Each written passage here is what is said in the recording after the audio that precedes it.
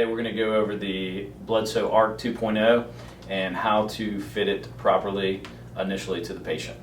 So when you pull it out of the bag, you're going to have two pieces. You're going to have the sling, you're going to have the abduction bar.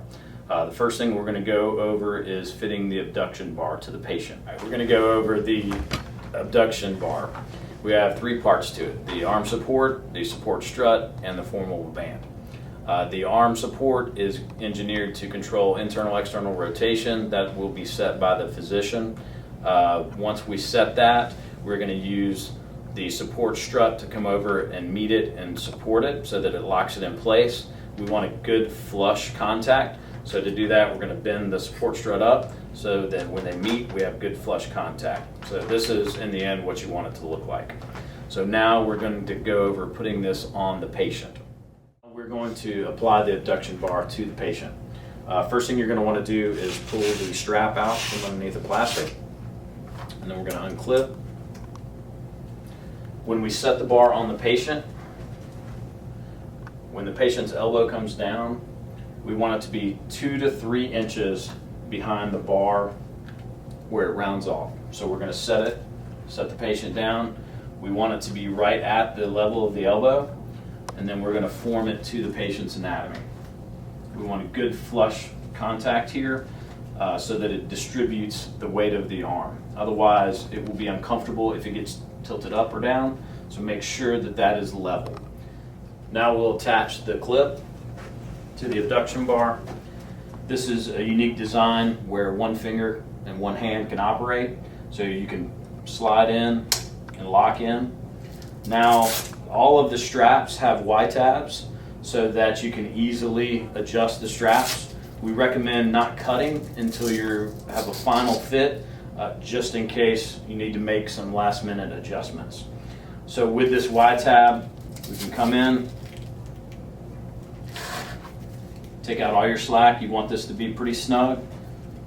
Let's just say we were going to cut here. We'll reattach the Y connector. Now we will set the internal-external rotation. So again, based on the physician's direction, let's say we're going to set this patient neutral. So we want the arm face straight forward. So we're going to bend the support bar to meet that. We're still going to leave the plastic on until the final step. The main thing here is that a lot of people try to put this on as a waist strap. It is not a waist strap. Again, the level of it should be at the level of the elbow when the arm is hanging down. So we will now apply this sling to the patient. So now the sling portion, you have two straps in here. First is the abduction strap, which we will come back to shortly. And then we have the regular strap is connected to the sling. So the first thing we're going to do, disconnect. We're going to slide the patient's arm in. We want the elbow tucked all the way at the back of the sling. So the slings are universally sized, small, medium, and large. They come large. If you want to transition to medium, we simply peel the Velcro back, fold back one, and reattach. For proper sizing, the sling should come to right about the end of the knuckles. If we needed to go one more size to the small, we'd fold back one more, but we'd have to disconnect this and reattach. So now we will connect the shoulder strap. The shoulder strap has a soft surface, and then we have the padded surface which will sit against the shoulder. We lay over, connect the strap. Again, the unique design so that the patient can operate with one hand. The shoulder strap should sit with the ring just over the trap. So we want this ring approximately right there, and we're going to adjust to keep the arm in the horizontally level position. We can also adjust from the back, if need be, to snug up or level up.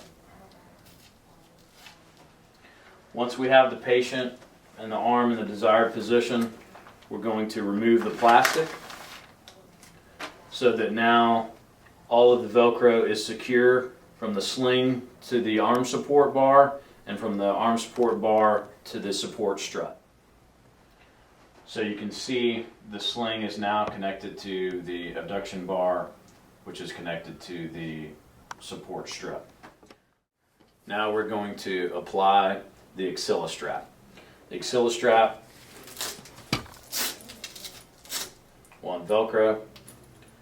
You have the hook, which we're going to connect to the D-ring. You want to make sure that the rounded side of the hook goes toward the patient. Clip and lock in place. Make sure that the padding part is covering the whole D-ring and the initial application of the hook. This is going to go under the arm. And then we're going to connect this through to the D-ring. So once we pull this through, we're going to lock it down. Once this is pulled off the patient's neck, the D-ring will hold that in place and keep it off the patient's neck, which is our #1 complaint for shoulder slings. So now we are connected fully to the patient and completely locked in. So the axilla strap, again, 2 major points, keeps the strap off of the neck, and it also locks in the elbow so that the patient cannot shift anterior, posterior, keeps them locked in more rigid. So one last adjustment we'll do is going to be to the pistol grip. We want the pistol grip to be relaxed and hold the elbow back, but we don't want a lot of tension on it. So we have 2 little buttons, one top, one bottom. We're going to unvelcro, and then we're going to unlock these buttons just by pressing. It will release on its own and should fit right to the patient's anatomy, and then we're just going to take up any slack and reattach the Velcro. So now we have the patient properly fit in the ARC 2.0, and now Justin's going to go over removing and reapplying the brace properly. The only thing the patient is going to touch are the 2 clips. They're going to unclip here on the shoulder strap and here on the formidable band. Come out like a backpack and pull it off. Go to reapply the sling. Put it on the affected arm. Make sure you're seated completely in the bottom. Get it positioned where it needs to be. Lean over. On the strap, put it on like a backpack. The clips are designed to put your finger through and clip in. It'll take you a minute to line it up. Do it once again. Clip in here.